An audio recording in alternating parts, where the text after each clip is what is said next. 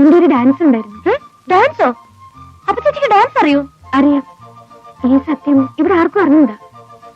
അന്ന് രാജേട്ടന് എന്റെ ഡാൻസ് നന്നായി ഇഷ്ടപ്പെട്ടു.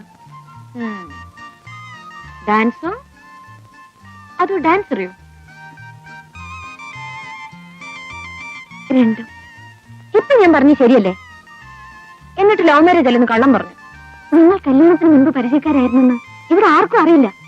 അറിഞ്ഞ മമ്മി അന്ന് എന്നെ ഇവിടുന്ന് ഇറക്കി വിടും. പിന്നെ കല്യാണം കഴിഞ്ഞ് 5 വയസ്സുള്ള ഒരു കുട്ടിയായി ഇപ്പോഴല്ലേ ഇറക്കി വിടാൻ പോകുന്നത്. ചേച്ചി ചേച്ചി എനിക്ക് ഡാൻസിന് 2 സ്റ്റെപ്പ് കാണിച്ചു തരാം. അയ്യോ ഞാനതൊക്കെ മറന്നു. പഠിച്ചത് വല്ലവരും മറക്കോ? വാ ചേച്ചി നമുക്ക് ടെറസിലേക്ക് പോവാം. ഞാനില്ല. മമ്മി അറിഞ്ഞല്ല. ഡാൻസ് ചെയ്യുന്ന അത്ര വലിയ കുറ്റമാണോ? ഡാൻസ് ചെയ്യുന്ന കുറ്റമാണെങ്കിൽ ചേച്ചിയുടെ ഡാഡി ചേച്ചി ഡാൻസ് പഠിപ്പിക്കും ഇല്ലല്ലോ. ഈ നൃത്തകല എന്ന് പറയുന്നത് ദൈവീകമാണ്. ഒരു കലാകാരിയായി ചേച്ചി അത് ഒരിക്കലും നശിപ്പിക്കരുത്. വാ ചേച്ചി പ്ലീസ്.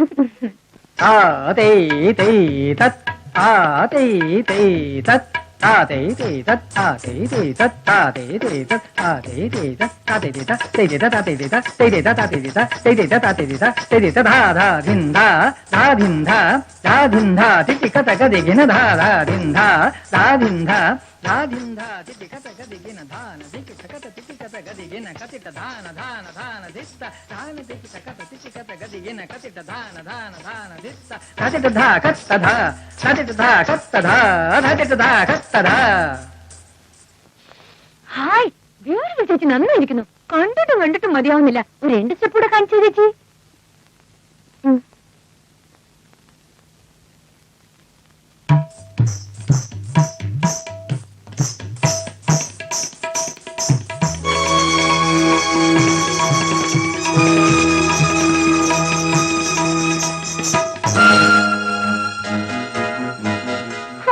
എന്ത് പറ്റി ചേച്ചി?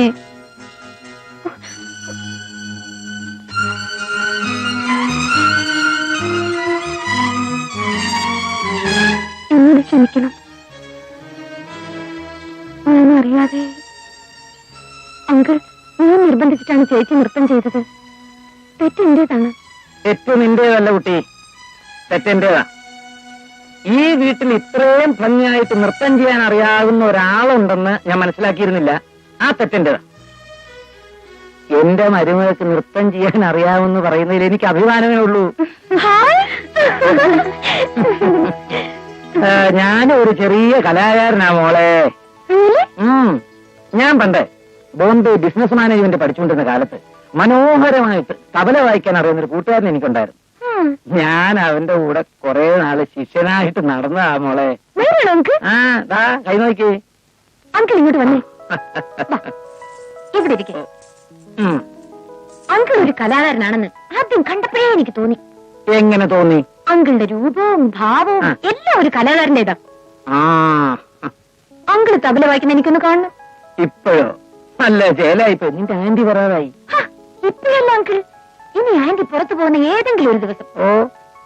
അങ്കിൾ തബല വായിക്കുന്നു, മരുമകൾ നൃത്തം ചെയ്യുന്നു, ഞാൻ കണ്ട് രസിക്കുന്നു. ആഹാ, വാട്ട് ആൻ ഐഡിയ.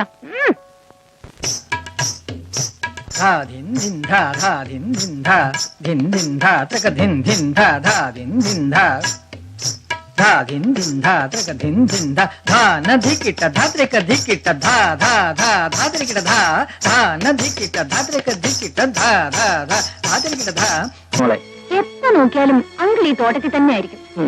നേരം പോലെ എനിക്ക് പിന്നെ എന്താ ഒരു ജോലി ഉള്ളത്? അങ്കിൾ ഇത് എന്നെ കൂടി പഠിപ്പിച്ചു തരുമോ? മോളെ, ഈ ചെടികൾ നട്ടു വളർത്തുക, തോട്ടം സൂക്ഷിക്കുക എന്നൊക്കെ പറഞ്ഞാല് അതിന് ജന്മസിദ്ധമായ ഒരു കഴിവ് വേണം, ഒരു വാസന വേണം. പിന്നെ ഈ ചെടികളുടെ ഒരു ആഹാര രീതി എന്ന് പറഞ്ഞ ഞാൻ വെള്ളപ്പൂന്ന് പറിച്ചോട്ടെ. വേണ്ട വേണ്ട വേണ്ട, അവിടെ വന്നോട്ടെ. ഒരെണ്ണം പറിച്ചോട്ടെ അങ്കിൾ, വല്ല ഗേൾഫ്രണ്ടിനും കൊടുക്കാനായിരിക്കും. ഒരെണ്ണം പറിച്ചോ, നാളെ വന്ന് ചോദിക്കരുത്. സ്ഥലം വിട്ടോ. ഓ, മോൾ എന്താ പറഞ്ഞത്?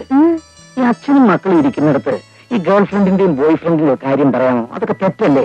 അതിലെന്താ ഇത്ര തെറ്റങ്കിൾ? ഞാൻ അങ്കിളിന്റെ ആരാ? ശത്രുവാണോ? അല്ല. അപ്പൊ മിത്രമല്ലേ? മിത്രത്തിന് ഇംഗ്ലീഷിൽ എന്താ? ഫ്രണ്ട് ആണല്ലോ. ഞാനാണോ പെണ്ണോ? പെണ്ണ്. പെണ്ണിന് ഇംഗ്ലീഷിൽ എന്താ? ഗേൾ. അപ്പൊ ഞാൻ അങ്കിളിന്റെ ഗേൾ ഫ്രണ്ട്, അങ്കിൾ എന്റെ ബോയ് ഫ്രണ്ട്. ഇന്നു മുതൽ അങ്കിൾ എന്നെ ഗേൾഫ്രണ്ടിനെ വിളിക്കാവൂ. പത്മാവതി, പേടിക്കാതെ എന്റെ ബോയ്ഫ്രണ്ടേ. ആന്റിയുടെ മുന്നിൽ വെച്ച് ഞാൻ വിളിക്കില്ല. നമ്മൾ രണ്ടാളും മാത്രം ഉള്ളപ്പോ ഞാൻ ഗേൾഫ്രണ്ടും അങ്കിൾ ബോയ്ഫ്രണ്ടും. എന്താ? ശരി ഗേൾഫ്രണ്ട്.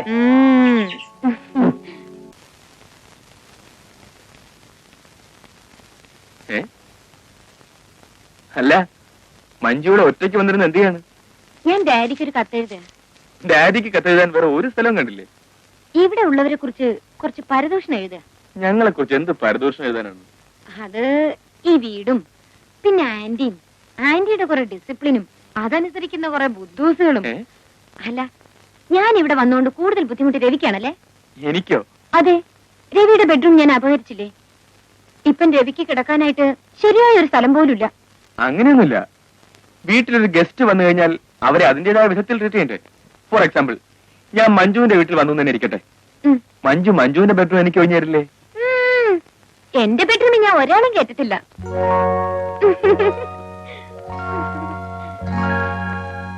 അല്ല ഡോക്ടർ സാറേ, രാവിലെ കൊണ്ടുപോയി റോസാപ്പ് ഗേൾഫ്രണ്ടിന് കൊടുത്തോ? അയ്യോ, എനിക്ക് അവളെ കാണാൻ പറ്റിയില്ല. കുറെ നേരം ഞാൻ അവളുടെ മുറിയിൽ വെയിറ്റ് ചെയ്തു. പിന്നെ അവിടെ ഇരുന്ന് അവളുടെ ഫോട്ടോയുടെ മുമ്പിൽ വെച്ചിട്ട് പോന്നു. പാർട്ടി എങ്ങനെയാ? കാണാൻ കൊള്ളാവോ? ആ, കാണാൻ കൊള്ളാം. നല്ല വിദ്യാഭ്യാസമുണ്ട്. പക്ഷേ ആളൊരു സെമി എക്സെൻട്രിക്കാ. അതൊക്കെ ഇപ്പോഴത്തെ പ്രായത്തിന്റെ ആയിരിക്കും. മാരേജ് കഴിയുമ്പോ മാറിക്കോളും. പിന്നെ വേറൊരു പ്രശ്നമുണ്ട്. എന്താ? അവൾ എന്നെ പ്രേമിക്കുന്നുണ്ടോ എന്ന് എനിക്ക് അറിഞ്ഞൂടാ. ഞാൻ അതൊട്ട് ചോദിച്ചിട്ടില്ല. ഓ, അപ്പൊ വൺ വേ ട്രാഫിക് ആണല്ലേ? ആ, മഞ്ജു എനിക്കൊരു സഹായം ചെയ്യണം. ആ കുട്ടിയെ കണ്ട് സംസാരിച്ചിട്ട് അവളുടെ മനസ്സിലെന്താണെന്ന് അറിഞ്ഞിട്ട് വരാമോ? അതിനെനിക്ക് ആ കുട്ടിയെ അറിയില്ലല്ലോ. എന്റെ ബെഡ്റൂമിൽ, ഐ മീൻ മഞ്ജുവിന്റെ ഇപ്പോഴത്തെ ബെഡ്റൂമിൽ അവളുടെ ഒരു ഫോട്ടോ ഇരിപ്പുണ്ട്. അതിന്റെ മുമ്പിൽ ഞാൻ റോസാപ്പ് വെച്ചിട്ടുണ്ട്. അത് കണ്ടാൽ ആളെ മനസ്സിലാവും. ശരി, ഞാൻ പോയി നോക്കിട്ട് വരാം.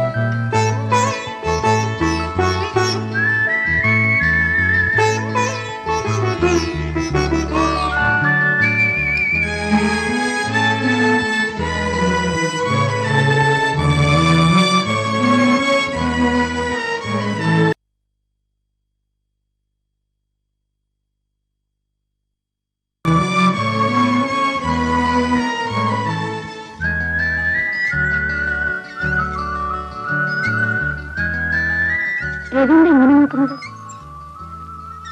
മഞ്ജു, മഞ്ജുവിനോട് എനിക്കൊരു പ്രത്യേക കാര്യം ചോദിക്കാനുണ്ട്. അതിന് കൃത്യമായൊരു ആൻസർ കിട്ടണം. യെസ് ആയാലും നോ ആയാലും.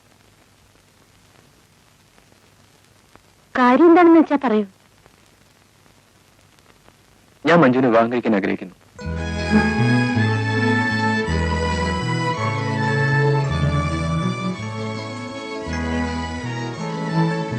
എന്താ മഞ്ജുവിനും മിണ്ടാത്തത്? ഞാൻ യെസ് എന്ന് പറഞ്ഞുകൊണ്ട് കാര്യമൊന്നുമില്ല. ആന്റി പറയുന്നതിനപ്പുറം ഇവിടെ ഒന്നും നടക്കില്ലല്ലോ. മഞ്ജു ഇവിടെ വന്ന് ഞങ്ങൾ എല്ലാവരുടെ മനസ്സിനെയും കീഴടക്കി, മമ്മി ഒഴിച്ച്. മഞ്ജു വിചാരിച്ചാൽ മമ്മിയും പോക്കറ്റിലാക്കാൻ കഴിയും.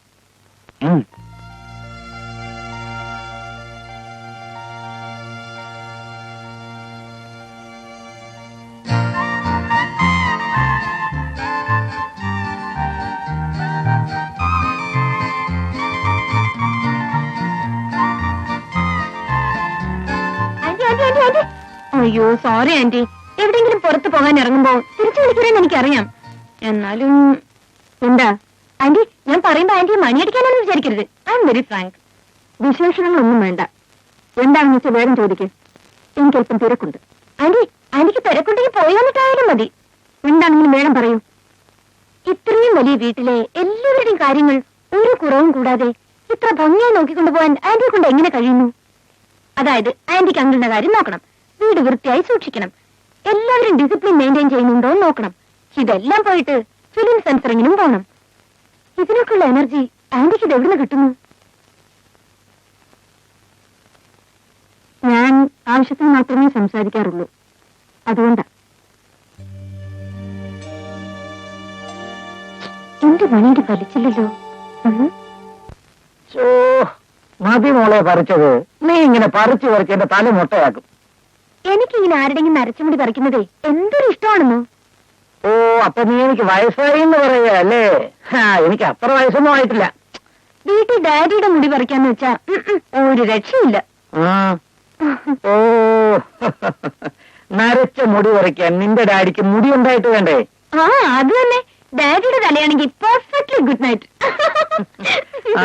അത് ശരിയാ.